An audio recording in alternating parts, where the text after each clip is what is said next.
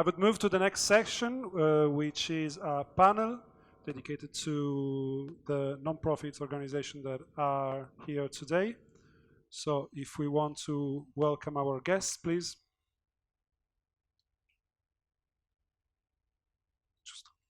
Perfect.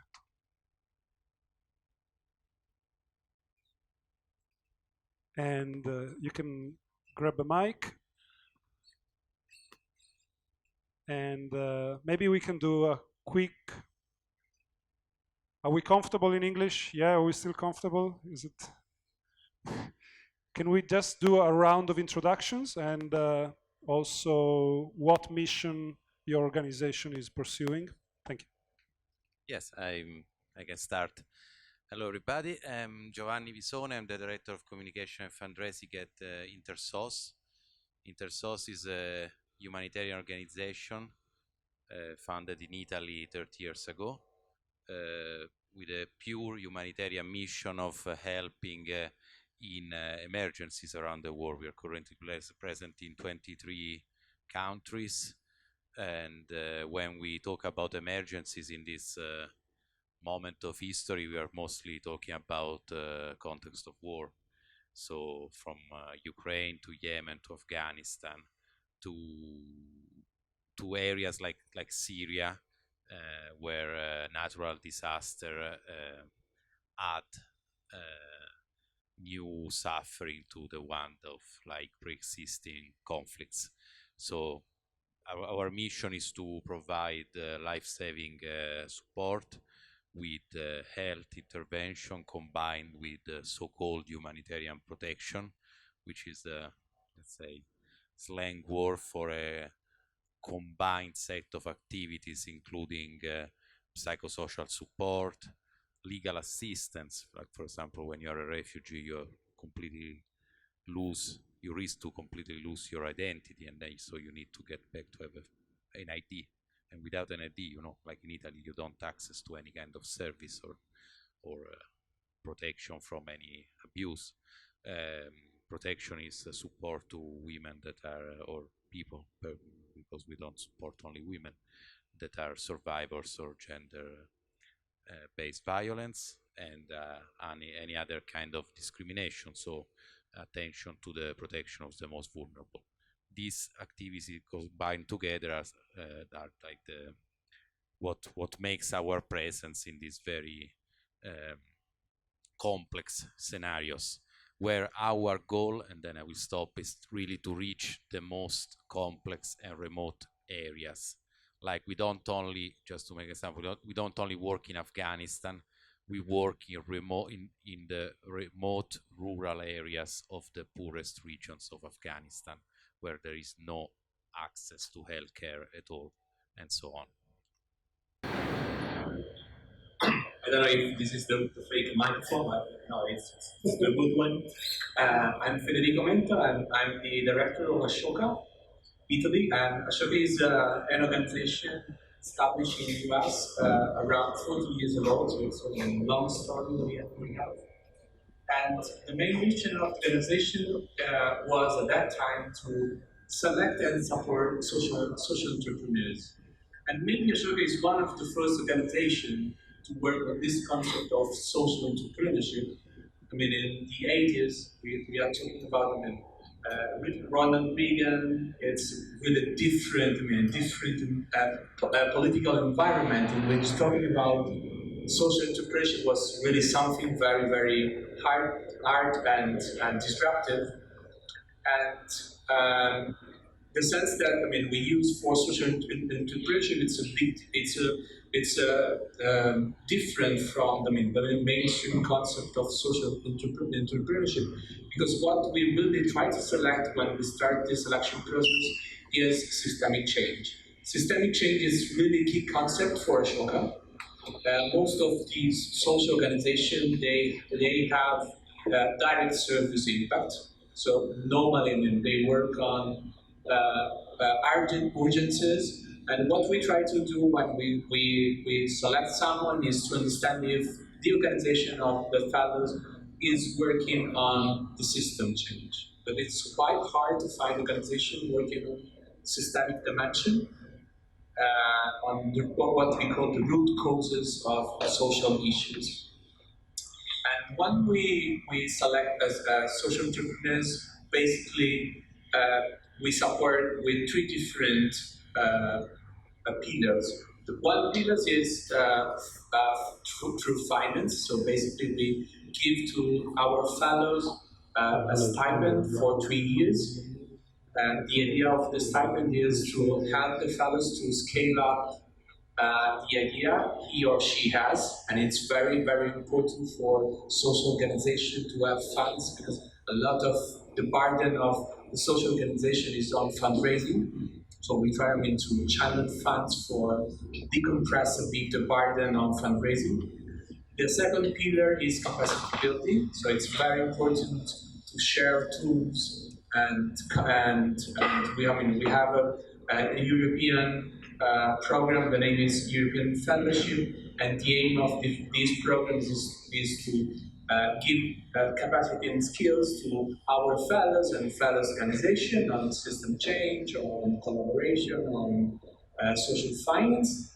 And the third part of our support, I think it's the most sophisticated support we can give to the organization is our network. As we have strong partners coming from private sector, philanthropic sector, if we are able to merge and to connect these partners to the fellows can really, scale up is our idea. I think this is the best part of our support. And we have, in the last 5 years, we are working on what we call new fields. We have this internal accelerator, the name is Next Now, in which we are trying to explore new topics. One topic is planet and climate. So we think that planet and climate is so urgent that we have to find new solutions for solving the environmental crisis. One topic is gender, as we know that there is a big issue of gender inequalities all over the world. The third field is new longevity, and in the sense that society is changing and we have to understand how to work with different demography. And the last field is tech and humanity. And I think that it's quite interesting for you and all the people that are there. So we are trying to explore tech solution for the good of all. Thank you. Okay, we are the child of the group because Veracura is 3 years old. And basically, we are a group of people coming from profit sector. But one day, we understood that the real meaning maybe of doing something is to have an impact.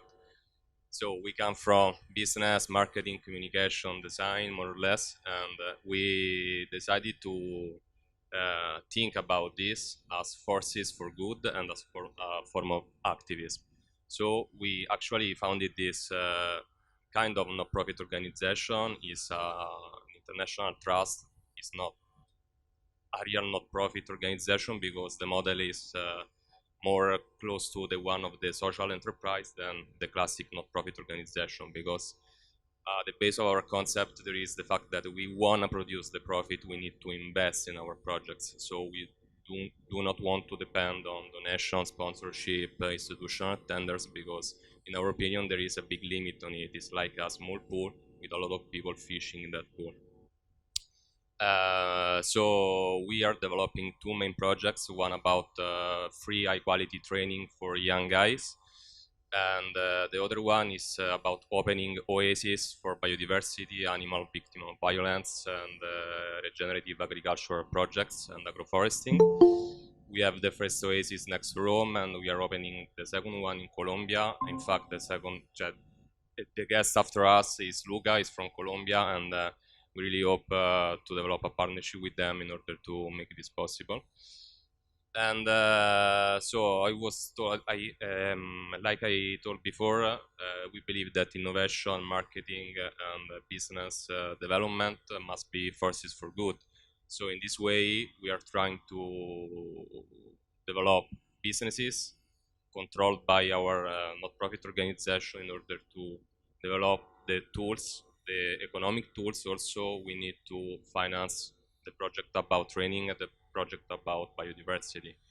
We are happy to work together with INTERSOS and Ashoka for different reasons, but we are really happy to be able to develop a network. That's one of the most important pillars of everything we want to do. So this is more or less our big picture, and I hope to have the chance to let you know more about it later. Thank you. I would like to move on with a first question. We are here because of a possible intersection that many communities around the world are seeking through, which is between the non-profit, more ESG-oriented goals and this technology. So this technology being basically supported by concepts of transparency, automation, and the capacity to extract in a new way some forms of value that maybe were present even before, but we forgot about it, or maybe because our system kind of laid shit on top of it. What do you think are the hidden spots in your own missions that could benefit the application of blockchain and Web3 technology? And also, what are the obstacles that you find in trying to leverage that technology with your current mission and systems?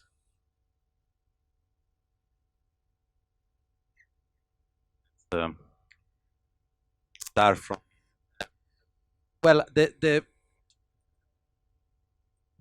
reason for us, I mean, which is the link between this new technology and those life-saving activities in very complex areas.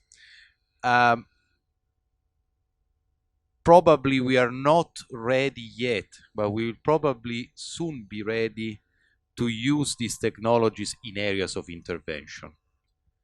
I mean, for example, there is an increasing research on cash for assistance projects for to ensure access to basic services to people in need that are no more and likely based on giving like paper money or coins or real coins to the people in need, but are all more and more based on digitalization of services, especially where there is connectivity, because then in the world there is still this kind of inequality, as we all well know. So in some places we can still not even talk about the web. It's not only the Web3. There is no web, and so that's quite a problem. But I think the main reason at this moment for us to look at this new community is a reason of need for new resources of funding, and why we need new resources of funding, mostly for three reasons. One is that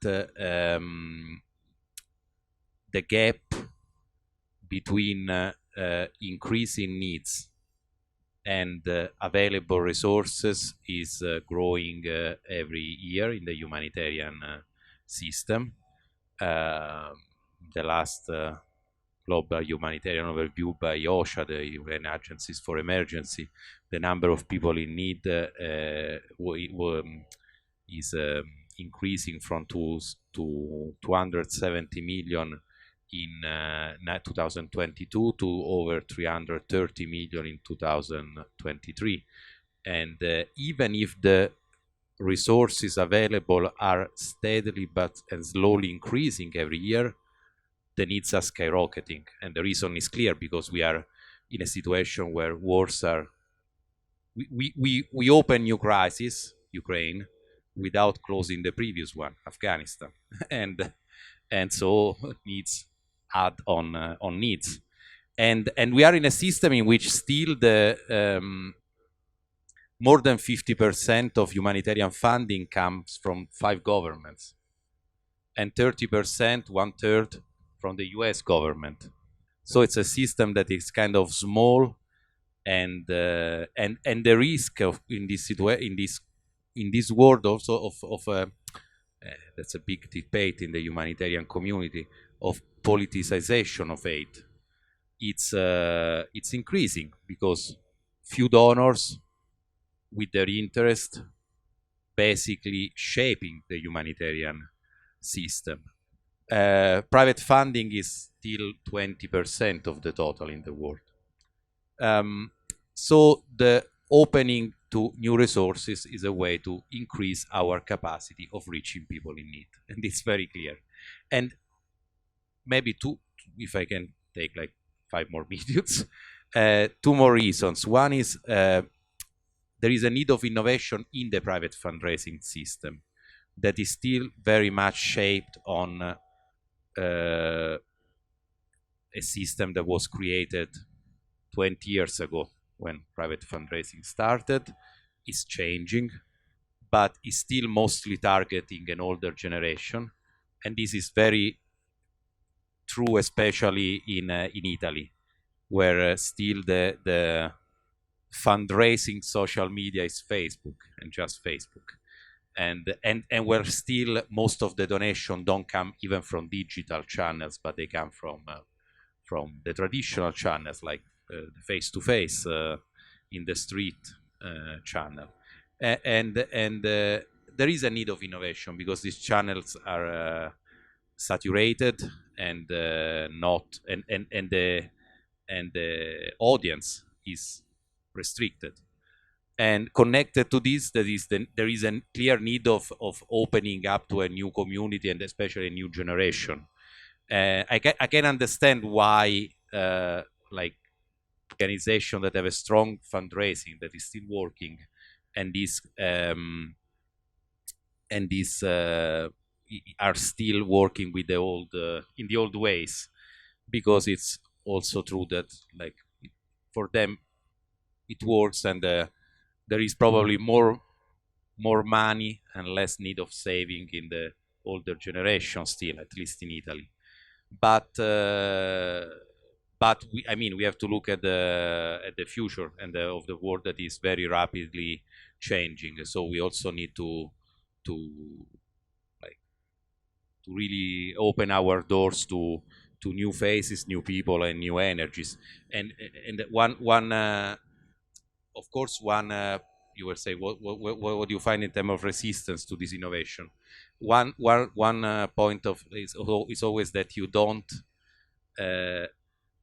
open, you're not keen to experiment on what you don't completely manage, understand, control. Well, we have to let it go a little bit as big organization. For us, meeting with Veracura was a big opportunity. And of course, we need to learn and to change and to innovate. And even for myself, I mean, I was born, he was mentioning Reagan. I was born in the 70s, and of course the world was different even when I grew up, but we need to be constantly updated and not to be afraid of things that we don't completely control. And then we will get to control them, to understand and to be part of the community. I think that's our challenge. Thank you very much. And how about Ashoka? How would social entrepreneurship benefit from Web3 and the many tools that it provides? I will try to answer using, our mission, that it's everyone is a change maker world. And if we go in deep of this statement, this definition, it means that everyone can contribute to the good of all. So I think that the case study we looked before, it's a clear example of how a crypto peer-to-peer community, they are contributing to the good of all.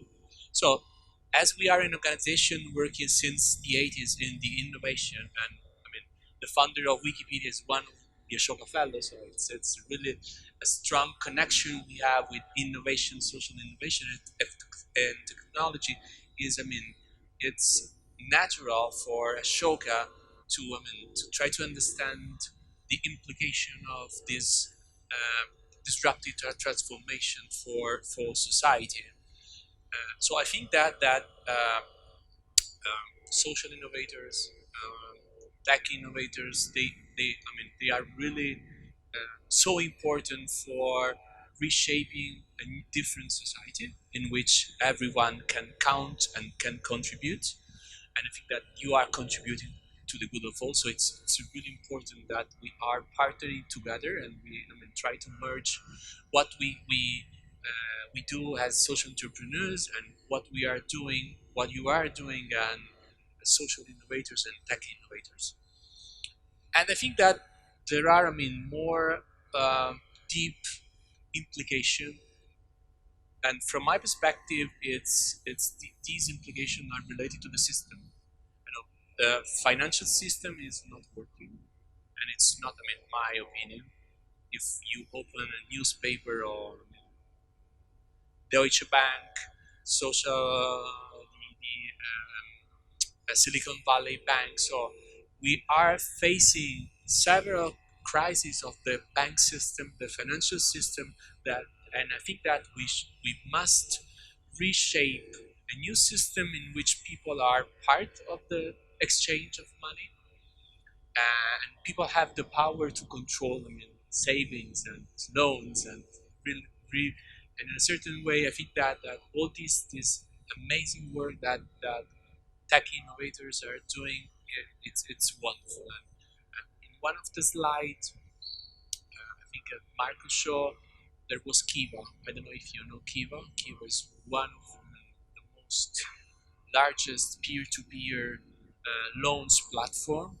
The founder of Kiva is an Ashoka fellow, so I think that this is really the sense that we should work together. We must work and try to understand which part of the system we have to fix, we have to solve together. And I think that for Ashoka, it's really great to work with tech innovators, crypto innovators, peer-to-peers, and NFT. I think it's really the way for reshaping the system. How about Veracura and Web3 technology? Are you experimenting with something? Yes, of course. Apart from the fact that I totally agree with Giovanni and Federico, in Veracura, first thing, we have been accepting donation in cryptocurrencies now for 1 year and a few months. Last year we got some good results, basically because of capital gain offsetting, because it's about taxation and fiscal benefit. We accept donation at the moment through the Giving Block. That's an American platform, maybe the biggest touch point, meeting point among donors and NGOs accepting cryptocurrencies. Apart from that, our big goal in Veracura is to develop a global community. Our target audience is Gen Z and Gen Alpha in the future. And our idea, of course, of a brand is about community. So we want to develop a brand with a big community and to pay back the community as much as they help us to spread the word. Our word is the well-being of the planet and the people. So our idea about Web3 is also a value chain with the community, helping you to develop what you believe in. And maybe last thing is transparency, because one of the biggest problems in the world maybe is about trust. And I think that for the non-profit sector is a big chance to show really what they do and the good they do in a tangible way, because maybe there is not this perception shared to everyone. And the big project we are trying to developing and launching within this year is about a marketplace. So the more the community help us to spread the word and to develop the projects about Oasis, about high quality training for young guys in the suburbs, the more they will be paid through a coin we want to design and launch. The more coin they get, the more products and services they can buy from our marketplace. So this is a kind of good circle, helping organization also to spread the word, because one of the biggest problem, at least in Italy, is that volunteering is still a work, but it's difficult to pay volunteers. It's more simple for a basic sport association to pay for trainers that for a profit organization to pay for volunteers. So maybe with token this problem is not still a problem. Let's reverse the round now. Start with you. There is this quote that says climate change is a financial problem, and it declines on the fact that in order to activate environmentally savvy actions and projects, we are tied to, as he was mentioning, to a very obsolete and monolithic financial system that moves very slowly, where there are interests, where sometimes there's deals that are made, opaque in an opaque environment, etc. And let's maybe enlarge this question. It's not just about climate change, but the paradigm change is a financial problem.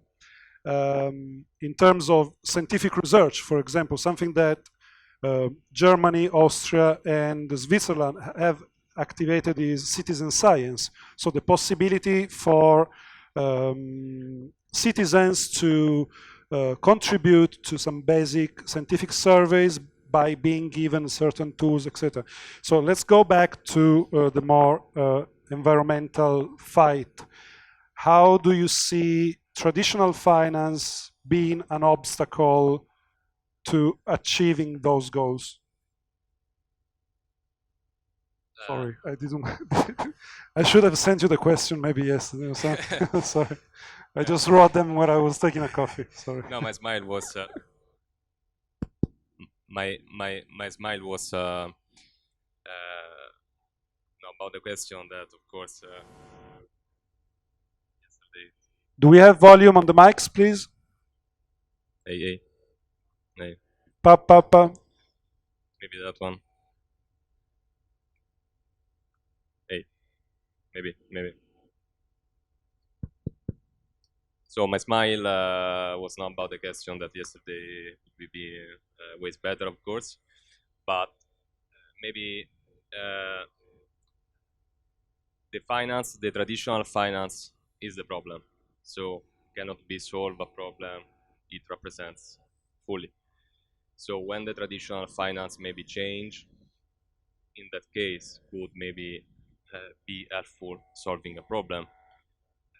In my opinion, or you are part of the problem or you're part of the solution. You cannot be with both the feet in both the shoes.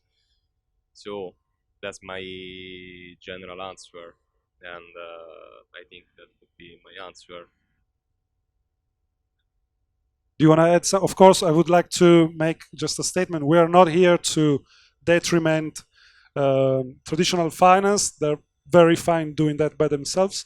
But, and of course, we need regulation as a sector. We know that this environment is full of scams, is full of people who are dressing like nice clothes and, the saint or the innovator, but then they're looking after their own gainings. So we know that the two systems have to help each other to be regulated, transparent, reliable, etc. Sorry, I just wanted to make this incipit. Yeah, I mean, in Europe there is a big movement for ESG finance.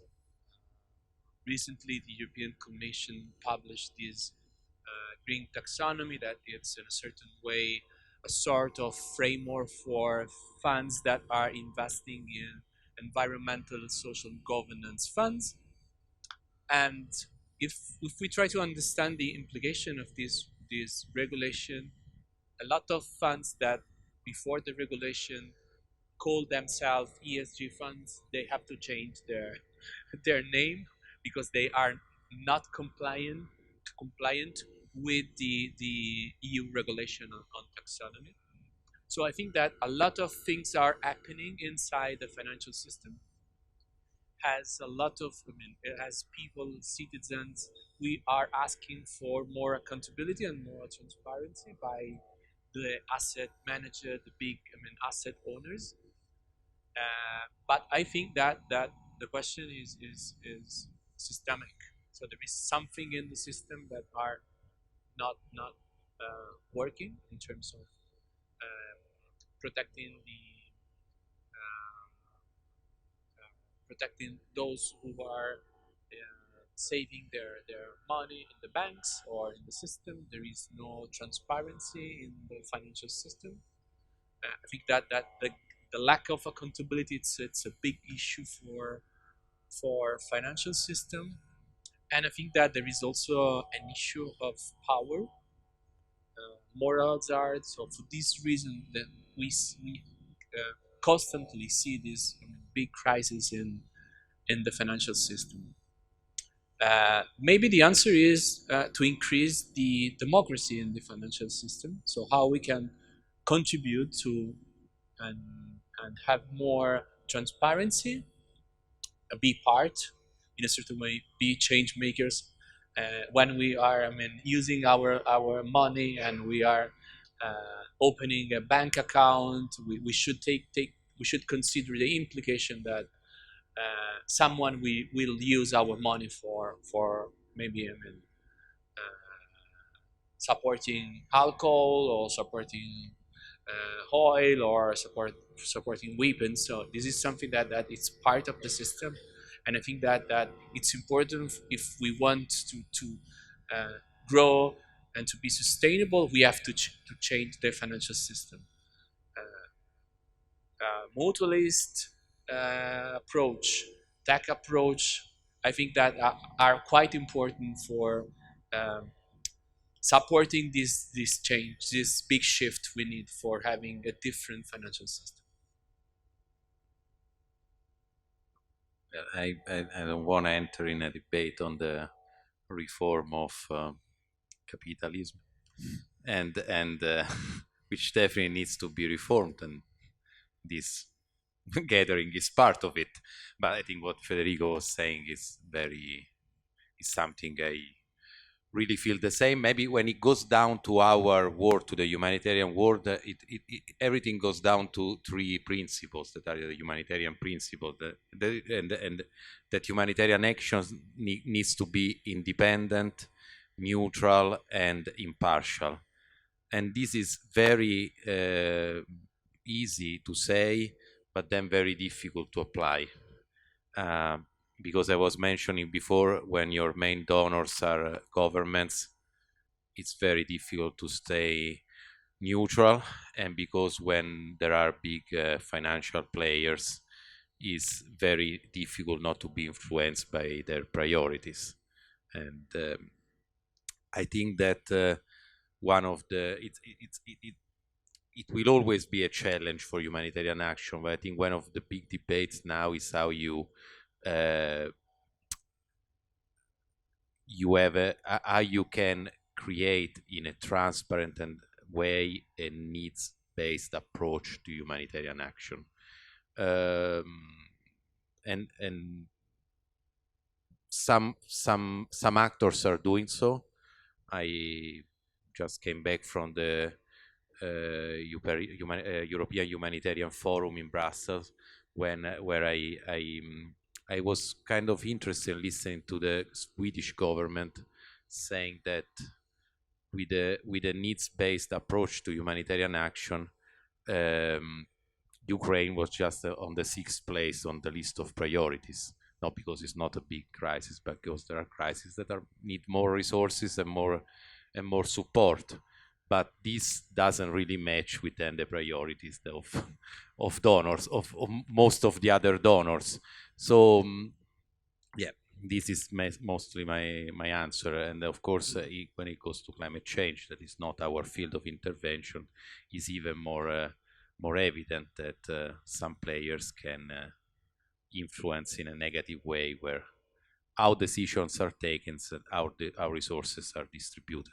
Yeah, right. I mean, to some extent, Web 2 changed behaviors at a global scale, like even just social networks and the way we deal with content and even relationships with Tinder and all these apps.